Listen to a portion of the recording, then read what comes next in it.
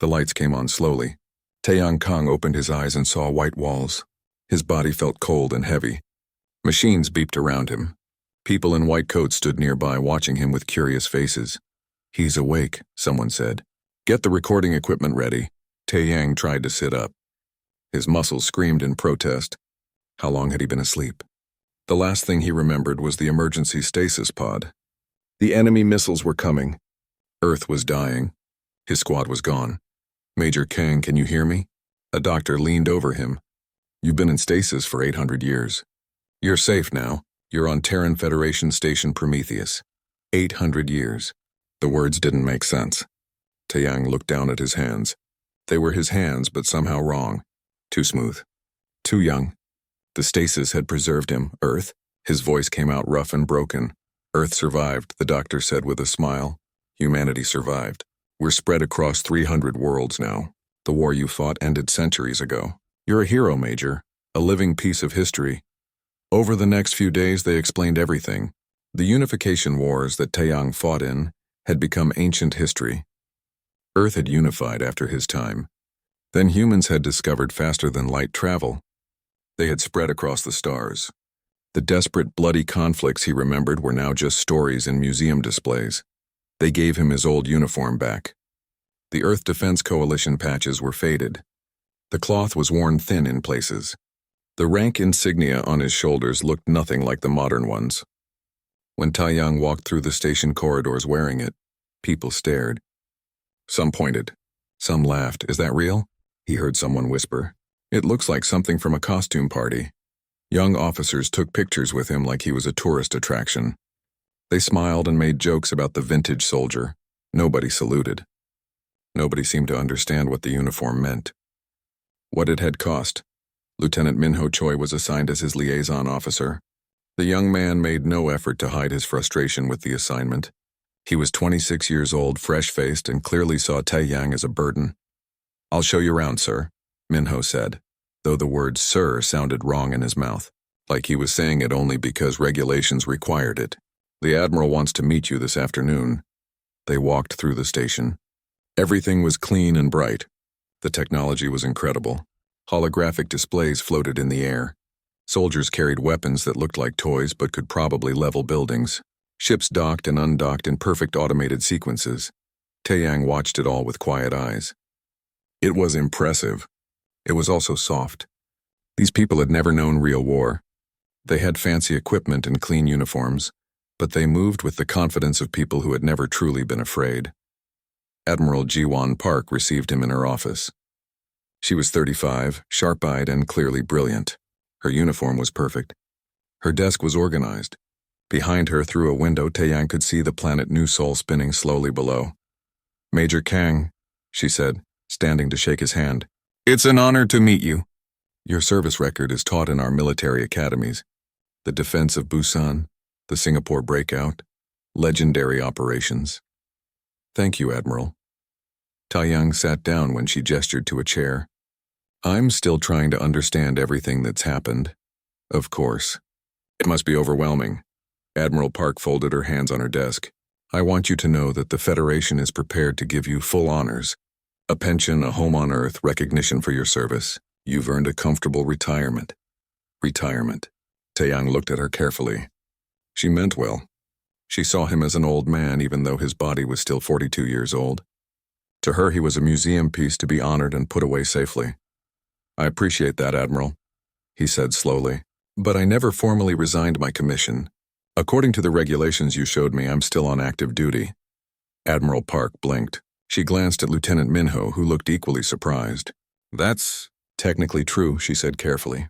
"But Major, the military you served in doesn't exist anymore. Your rank, while honored, is essentially ceremonial." "I understand that things have changed," Taeyang said, "but I'm a soldier. It's what I know. I'd like to remain active, at least until I better understand this new world." The Admiral looked uncomfortable. She clearly hadn't expected this request. Before she could respond, an aide rushed into the office. "Admiral, urgent message from High Command. The Vrexian Dominion has launched an invasion of the Outer Rim colonies. All fleets are being mobilized." The room went silent. Admiral Park's face went pale, then hardened. "How many ships?" Over 200 capital ships, Admiral. They hit Haven's Edge 30 minutes ago. The colony defense forces are already overwhelmed. Taeyang watched the Admiral process this information. He'd seen that look before, centuries ago. It was the look of someone realizing that war wasn't a theoretical exercise anymore. It was real, and it was here. "Get me Fleet Command," Admiral Park ordered. "Scramble all ships." "We leave in 6 hours." She looked at Taeyang. "Major, we can discuss your status later. Right now I have to prepare for war." "Of course, Admiral." Taeyang stood and saluted. It was the old salute, the one from his time, but Admiral Park returned it automatically before rushing out. Lieutenant Minho stayed behind, looking at Taeyang with uncertain eyes. "You wanted to stay active," he said quietly. "I guess you picked one hell of a time to wake up." Over the next hours, the station transformed. The casual, peaceful atmosphere evaporated.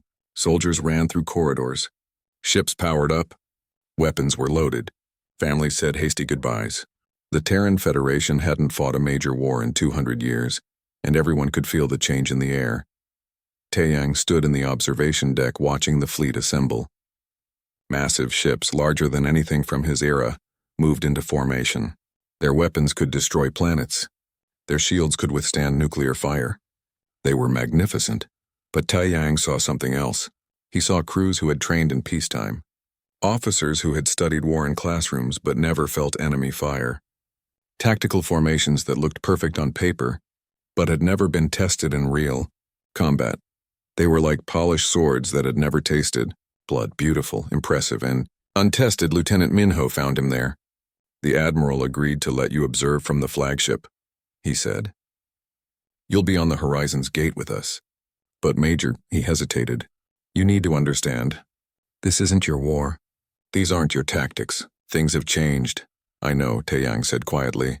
He looked down at his faded uniform, at the patches that meant nothing to these people. "But war never really changes, Lieutenant. Only the tools we use to fight it." Minho didn't understand. Taeyang could see it in his eyes. The young officer thought technology made all the difference. He thought modern warfare was fundamentally different from the ancient conflicts Taeyang had survived. He would learn. They all would. War was coming, and it would teach them the lessons that no academy ever could. Taeyang touched the faded Earth Defense Coalition patch on his shoulder. 800 years ago, he had put on this uniform to defend humanity's homeworld. Now he would wear it again. They could laugh at his ancient rank all they wanted. Soon, the battlefield would do the talking. And battlefields always recognized true soldiers no matter what uniform they wore. The bridge of the Horizon's gate was enormous. Holographic displays floated everywhere, showing ship positions, tactical data, and communications from across the fleet. Officers moved with practiced efficiency, their modern uniforms crisp and clean. In the middle of it all, Taeyang stood in his faded Earth Defense Coalition uniform, looking completely out of place. Admiral Park sat in the command chair studying the displays. "Status report," she ordered. "All ships in position, Admiral," an officer reported. "Third Fleet is ready to jump to Haven's Edge. Intelligence estimates Vrexian forces at 200 capital ships and support vessels." "We have 250 ships," another officer added. "Superior firepower and shield technology. The projections show a 78% probability of victory." Admiral Park nodded. "Good. Prepare to jump on my mark." She glanced at Taeyang, who stood quietly in the corner. "Major Kang, you're welcome to observe. Try not to get in the way." Some officers smiled at that. The ancient soldier with his museum uniform, standing on the bridge of the most advanced warship ever built. It was almost funny. The fleet jumped, space twisted, and seconds later they emerged near Haven's Edge. The planet hung in the void, beautiful and blue. Around it, Vrexian ships waited in formation. Taeyang studied the tactical display. Something felt wrong. The Vrexian formation looked aggressive but sloppy. Too many gaps. Too few ships protecting their flanks. It was like they were inviting an attack. "Admiral," he said quietly. Admiral Park was focused on the displays. "Yes, Major?" "Their formation. It's too open. They're exposing their weak points deliberately." "Yes," Admiral Park said with satisfaction. "Their commanders made tactical errors. We'll exploit them." She turned to her officers. "Prepare for full assault. Target their exposed flanks." "Admiral, I think—" Taeyang started. "Major," Admiral Park said, her voice firm but polite. I appreciate your perspective, but we've trained for this. Trust me, Taeyang fell silent. He saw Lieutenant Minho watching him with a smirk. The young officer clearly thought the old soldier was seeing threats that didn't exist. The battle began. Federation ships surged forward, their weapons lighting up the darkness of space. The Vrexian forces seemed to panic. They retreated, their formation breaking apart. Several ships fled toward the planet. They're running, an officer reported excitedly. Enemy forces in disarray. Maintain pursuit, Admiral Park ordered. Don't let them regroup. Marine forces prepare for planetary assault. We'll secure the surface while they're scattered. Taeyang watched the Vrexian ships retreat. They moved too smoothly, too organized. This wasn't a panicked rout. This was a planned withdrawal. Major Kang, Admiral Park said, you wanted to stay active. I'm assigning you to the 1st Marine Wave. Captain Heejin Song commands the ground forces. You'll observe with her unit. Yes, Admiral. Taeyang saluted and turned to leave. Lieutenant Minho followed him. I'm coming with you, Minho said. The Admiral wants me to keep an eye on you. Make sure you don't wander off or something. They rode down to the hangar together. Marine dropships were preparing for launch. Soldiers checked their weapons and armor. The equipment was incredible.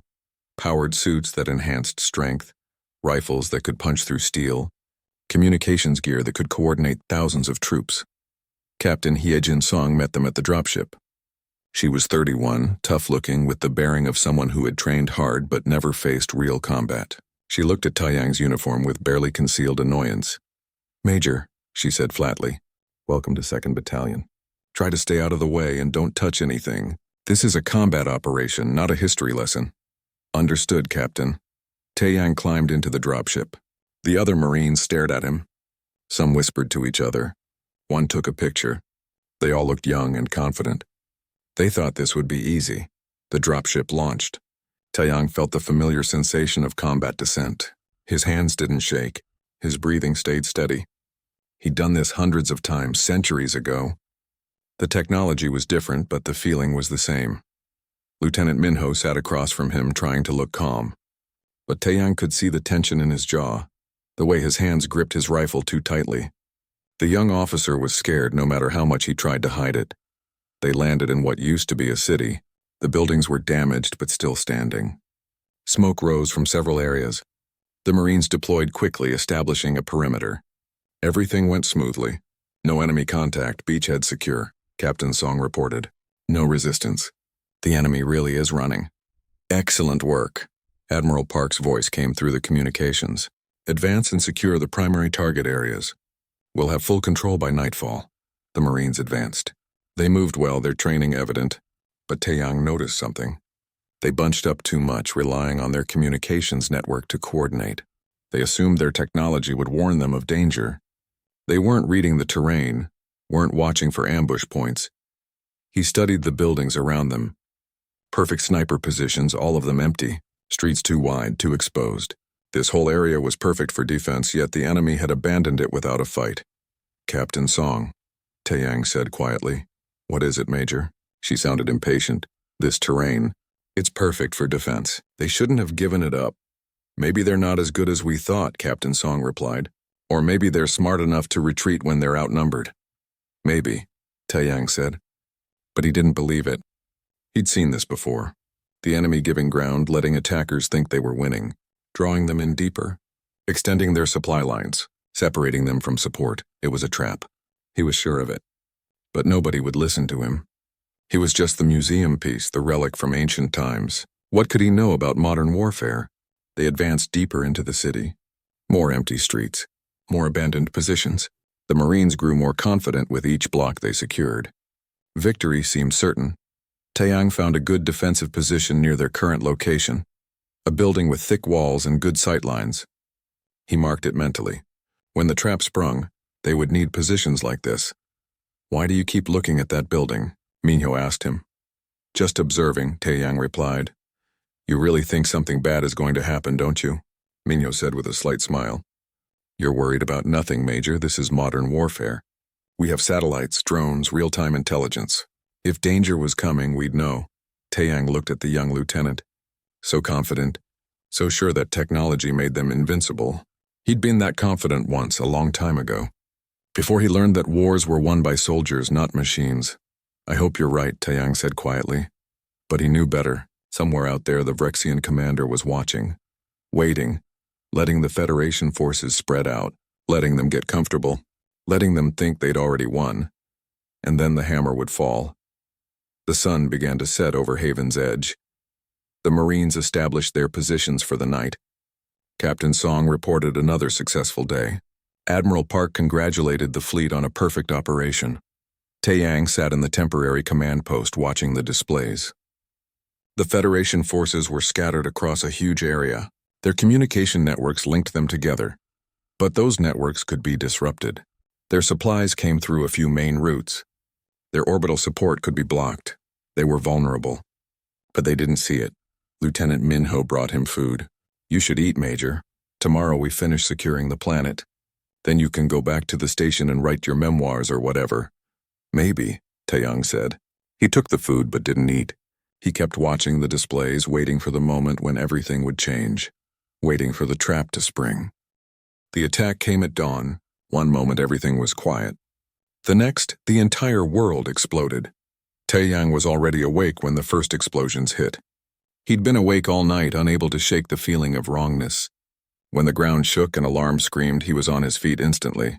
Contact! Contact! Enemy forces incoming from all sides.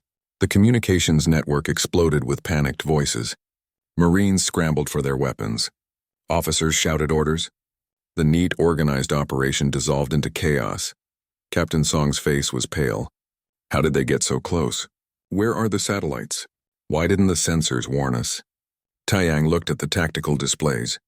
They were flickering, showing confused data. The Vrexian forces had deployed jamming technology. All the Federation's advanced communications were breaking down. Ships couldn't coordinate. Ground units couldn't share information. The network that connected everything was failing. We're cut off, an officer reported, his voice shaking. No contact with the fleet. No contact with other battalions. We're on our own. Vrexian forces poured into the city. They were huge, reptilian warriors in heavy armor moving with practiced efficiency. They'd done this before. Many times. They knew exactly how to fight enemies who relied too much on technology. Captain Song tried to coordinate her troops, but the communications kept failing. Units that relied on network connectivity didn't know how to operate independently. Young officers who'd trained with perfect information now had none. The battalion was coming apart, Captain, Taeyang said. His voice was calm, steady. She looked at him, and for the first time he saw real fear in her eyes. Major, We need communications. Without the network, I can't command the battalion. Yes, you can, Taeyang said. You just need to do it differently. May I? Captain Song stared at him. Around them, explosions rocked the building. Marines were dying. The enemy was closing in. She had no better option. Yes, she said. Take tactical command. The other officers looked shocked. Lieutenant Minho started to protest, but Captain Song silenced him with a look. Taeyang moved to the map. It was old-fashioned, paper, something they'd printed as a backup. He studied it quickly, then started giving orders. Pull back from the forward positions. They're exposed and can't be defended. Fall back to this building, this intersection, and this plaza. Use runners to coordinate. Lieutenant Minho, you'll be my primary runner. Get me squad leaders from each position. But Major, an officer protested, those positions aren't in the tactical database. They're not optimized for... They're defensible, Taeyang said flatly. That's all that matters. Move now. The Marines moved. Some didn't understand the orders. Some thought it was suicide to abandon the high-tech defensive positions they'd established. But they moved, because there was no time to argue. Taeyang organized the withdrawal personally. He positioned troops at key choke points to cover the retreat. He identified which supplies could be saved and which had to be abandoned. He worked with hand signals and runners, methods 800 years old, but they worked when the modern systems failed. Lieutenant Minho ran between positions, delivering orders.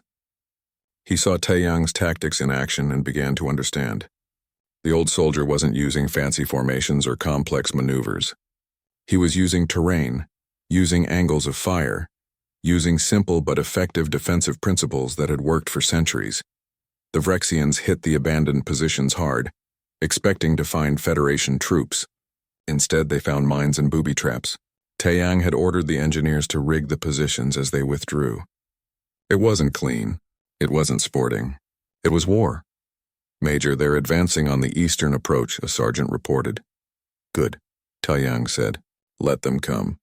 Heavy weapons team, position here. Wait until they're in the kill zone, then open fire. Don't waste ammunition on single targets. Fire for effect." The ambush worked. Phyrexian forces pushed into what looked like an easy approach, and the Marines cut them down. The enemy fell back, surprised. They'd expected easy targets, not organized resistance. For 3 days, the battle raged. Taeyang organized defense after defense. He was always moving, always thinking 3 steps ahead. When one position became untenable, he'd already planned the next fallback. When supplies ran low, he'd already identified what could be salvaged from damaged areas. The Marines started to trust him. They saw results. They saw his tactics keeping them alive. The ancient uniform stopped being a joke. Instead, it became a symbol. When they saw that faded Earth Defense Coalition patch, they knew their orders would make sense. They knew someone was thinking clearly in the chaos. Captain Song watched and learned.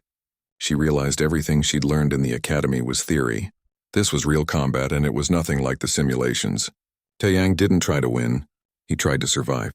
Every decision was about keeping his people alive long enough to see tomorrow. "Why did you order them to rig that building with explosives?" she asked after one engagement. "We could have held it. We could have held it for a few hours," Taeyang replied. "Then we would have been surrounded. Instead, we let them take it. Then we brought it down on their heads. Killed maybe 50 of them. That's 50 that won't attack our next position. But the building, the civilian infrastructure," Captain Song said. "Buildings can be rebuilt," Taeyang said quietly. "Soldiers can't. Your job is to keep these people alive." "Everything else is secondary." Lieutenant Minho's transformation was even more dramatic. He stopped caring about protocol and started caring about survival. He learned to read the battle the way Taeyang did. He anticipated orders. He made decisions on his own when time was critical. The arrogant young officer was becoming a real soldier. On the 3rd night, they held a ruined factory complex. It was defensible, but barely. Ammunition was low. Medical supplies were gone. Everyone was exhausted. The Phyrexians were preparing for another assault. Minho found Taeyang on the roof, watching the enemy lines. The ancient uniform was torn and bloody. Dirt covered everything. The major looked like he'd aged decades in 3 days. "Major," Minho said quietly, "I need to apologize. I mocked you. I thought you were useless. I was wrong." Taeyang didn't look at him. "You weren't wrong, Lieutenant. You were untested. There's a difference. You've done well these past few days." "How do you do it?" Minho asked. "How do you stay calm? How do you always know what to do?" "Experience," Taeyang said. "And fear. I'm terrified every moment, but I've learned to think through the fear, to use it instead of letting it control me." He turned to look at Minho. "You asked how I do it? I remember everyone I've failed. Every soldier who died because I made a wrong choice. I carry them with me. I don't want to add your name to that list." Minho understood then. The weight Taeyang carried. The burden of command that came with the uniform, no matter how old and faded it was. "Communications are coming back up," a tech sergeant reported. "Partial signals from the fleet." Captain Song managed to get through to Admiral Park.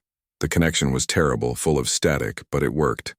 "2nd Battalion reporting," Captain Song said. "We're surrounded, low on supplies, but holding position. Major Kang has been commanding the tactical defense. Admiral, his tactics are the only reason we're still alive." There was a long pause. Then Admiral Park's voice came through, different from before. Respectful. "Put Major Kang on the line." Taeyang took the communicator. "Major Kang here, Admiral." "Major," Admiral Park said. "I owe you an apology. You tried to warn me. I should have listened. Can you hold your position for another 24 hours? We're working on breaking their jamming." "We'll hold, Admiral," Taeyang said. "But when you break through, we'll need support. These people have fought hard. They deserve backup. You have my word, Major. Hold on. Help is coming." The connection cut out. Taeyang looked at the faces around him. Tired, scared, but determined. They'd been through hell together. They'd stopped being a peacetime force and become something harder. "Something that could win, we hold," he said simply. "One more day. We've done 3. We can do one more," they held. And when the sun rose on the fourth day, they were still there, still fighting. The ancient uniform had become a battle standard. The rank that everyone had mocked was now recognized for what it truly was, the mark of a real soldier.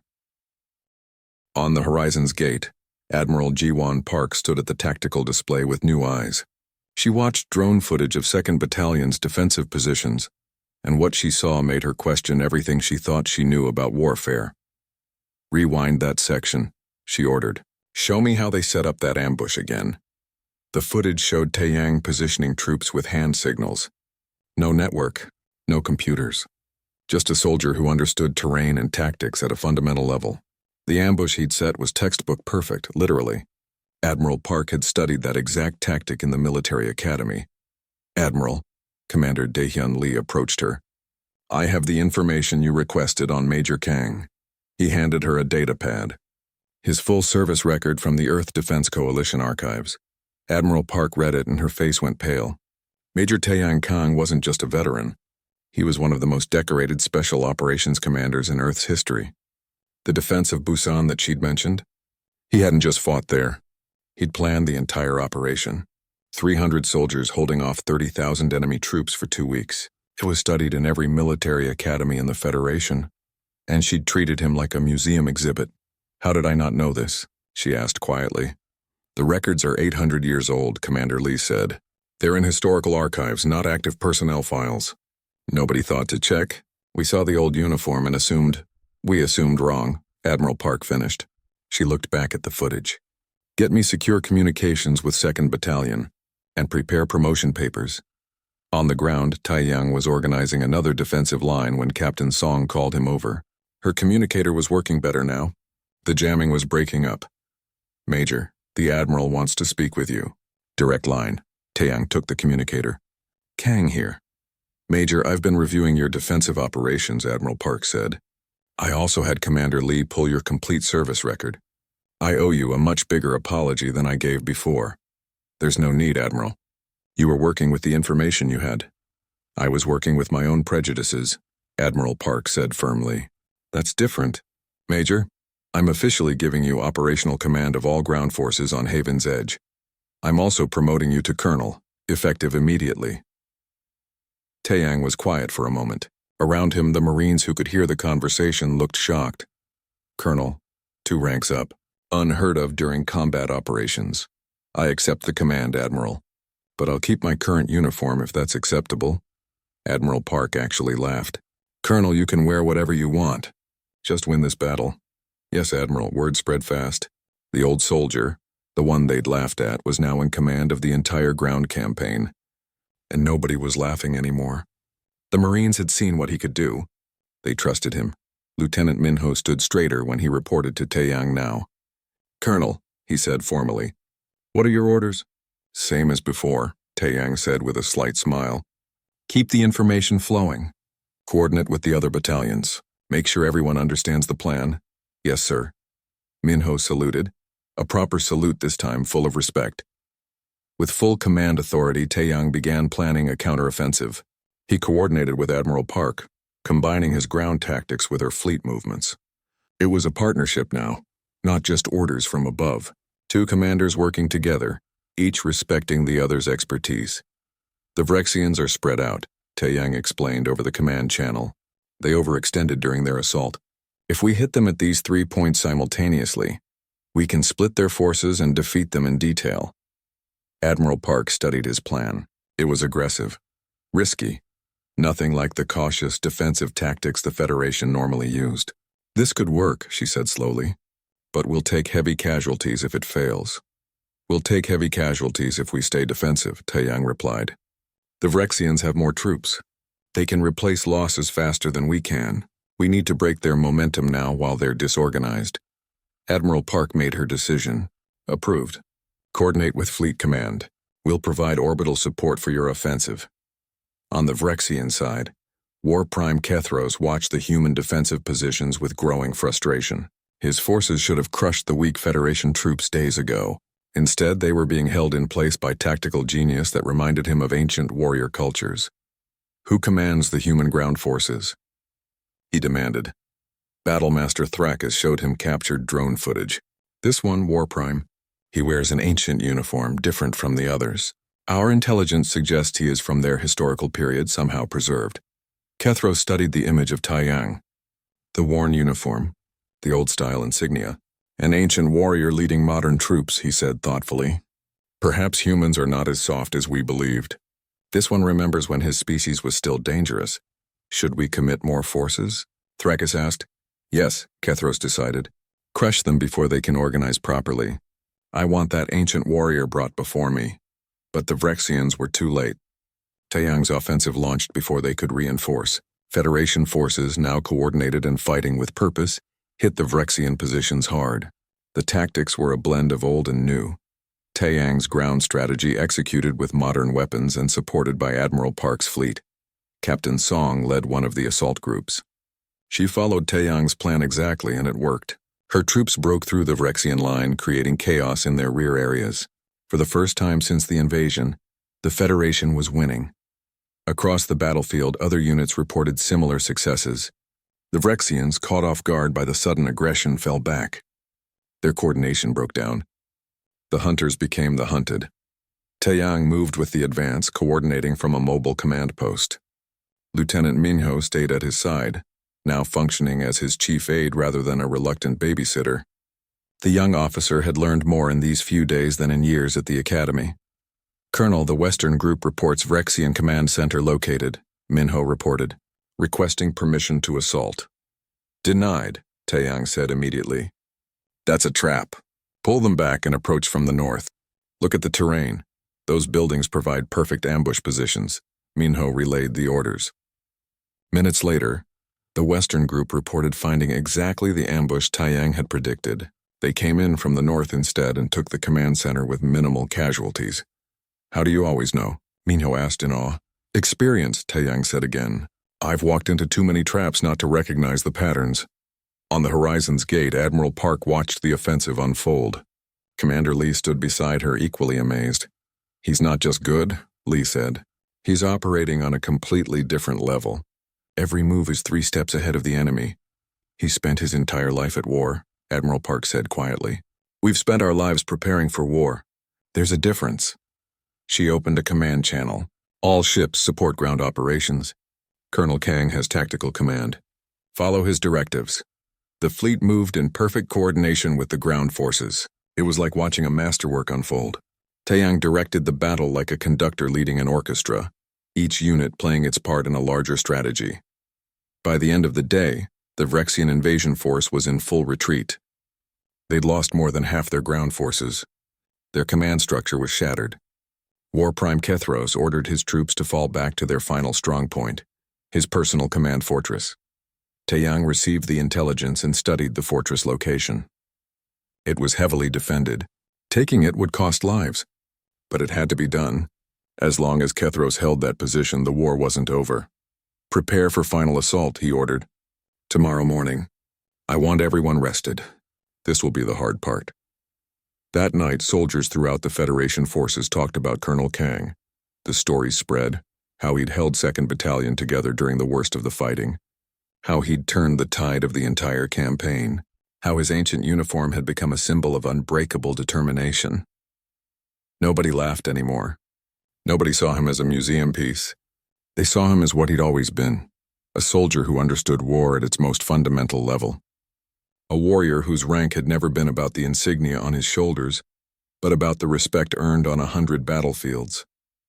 The battlefield had recognized his rank. And now finally, so did everyone else. The assault on Kethros's fortress began at dawn. Taiyang had planned it carefully, using every lesson from 800 years of military history. Federation forces attacked from 3 directions, supported by precise orbital strikes from Admiral Park's fleet. It was modern technology guided by ancient wisdom. The fighting was brutal. The Vrexians knew this was their last stand. They fought with desperate courage, making the Federation forces pay for every meter of ground. But Taiyang's tactics were relentless. He never attacked where the enemy was strongest. He found weak points, exploited them, and forced the Vrexians to react instead of plan. Captain Song led the main assault force. She moved her troops exactly as Taiyang had trained them, Careful, methodical, always thinking 3 steps ahead. The scared young captain from a week ago was gone. In her place was a combat leader who understood that winning meant keeping your people alive while achieving the objective. Lieutenant Minho coordinated communications, keeping all the assault groups synchronized. He'd learned to read battles the way Taeyang did, anticipating problems before they happened. When one group got pinned down, he'd already arranged for support before Taeyang could order it. By midday, Federation forces had penetrated the outer defenses. War Prime Kethros watched from his command center, his reptilian face showing something like respect. "Battlemaster Thrakus," he said. "The ancient warrior comes. I want to meet him face to face. War Prime, we should evacuate. The position is lost." "No," Kethros said firmly. "I came here to conquer. I will not flee. If I am to be defeated, let it be by a worthy opponent." Taeyang led the final assault personally, not because he wanted glory, but because his troops deserved to see their commander share the danger. He moved through the fortress corridors, his ancient uniform now barely recognizable under the dirt and damage, but the Earth Defense Coalition patch was still visible, a reminder of where he'd come from. They reached the command center. The doors were sealed. Taeyang studied them for a moment, then signaled for breaching charges. The explosion shook the building. Marines poured through the smoke. Inside, War Prime Kethros waited. He stood nearly 3 meters tall, his armor decorated with the remains of defeated enemies. Battlemaster Thrakus stood beside him, along with a dozen elite guards. Taeyang stepped forward. Behind him, Captain Song and Lieutenant Minho held their weapons ready, but Taeyang raised a hand, signaling them to wait. "You are the ancient warrior," Kethros said in accented but clear human language. "The one who defeated my invasion." "Colonel Taeyang Kang, Terran Federation," Taeyang replied. "Your invasion is over. Surrender your forces and you'll be treated according to the laws of war." Kethros studied him. "You wear an ancient uniform. Your people laughed at you when you first arrived. I saw the recordings. Yet here you stand, victor of this battle. How?" "Because rank isn't about what you wear," Taeyang said. "It's about what you've earned. What you can do when everything else fails." Kethros nodded slowly. He removed his helmet and handed his weapon to Thrakus. Then, in a gesture that surprised everyone, the War Prime saluted. It was a Vrexian salute, but the meaning was universal. Respect from one warrior to another. "I surrender my forces to you, Colonel Kang," Kethros said formally. "You fought with honor. Your troops were well led. It was my failure to underestimate humans. I will not make that mistake again." Taeyang returned the salute. "Have your troops lay down their weapons. There's been enough death today." The war for Haven's Edge ended that afternoon. Vrexian forces surrendered across the planet. The invasion that should have been a quick victory for the Dominion had turned into a devastating defeat. And across the Terran Federation, one name was on everyone's lips: Colonel Taeyang Kang. In the days after the victory, things moved quickly. Admiral Park officially recommended Taeyang for promotion to general. High Command approved it immediately. They also approved his appointment as Commandant of the War College, the Federation's premier military training facility. The ceremony was held on the Horizon's Gate. Officers from across the fleet attended. Captain Song stood in dress uniform, proud of her role in the victory. Lieutenant Minho, now promoted to captain, stood beside her equally proud. Admiral Park presented Taeyang with his new insignia. "General Kang," she said formally, "the Terran Federation owes you a debt we can never fully repay. You saved thousands of lives and taught us lessons we desperately needed to learn." Taeyang accepted the insignia. "Thank you, Admiral, but I have one request." "Name it." "I'd like to incorporate elements of my Earth Defense Coalition uniform into the new one. The patches, the colors, as a reminder of where humanity came from." Admiral Park smiled. "Approved. It would be an honor." The new uniform was created, a blend of modern Federation design with the traditional Earth Defense Coalition elements. When Taeyang wore it for the first time, it represented something important: the past and present working together, ancient wisdom guiding modern capability. He took command of the War College and immediately began reforms. The curriculum now included extensive training in warfare without modern networks. Students learned to read terrain, to think independently, to make decisions without perfect information. They studied Taiyang's tactics on Haven's Edge as thoroughly as they studied modern theory. Captain Minho became his chief of staff. The young officer who'd once called him Major Museum Piece behind his back was now his closest aide and friend. Minho often told the story of how wrong he'd been about the old soldier, turning it into a lesson about assumptions and respect. Captain Song continued as a field commander, becoming one of the Federation's most successful ground force leaders. She applied everything she'd learned from Taiyang, blending his tactical principles with modern capabilities. Her troops were known as the most effective in the Federation. Admiral Park and Taiyang developed a close professional friendship. She commanded the fleets while he trained the next generation of officers. Together, they strengthened the Federation military, ensuring it would never be caught unprepared again. 1 year after the battle, Taiyang visited a memorial on Haven's Edge. It listed the names of all the fallen, Federation and Rexian both.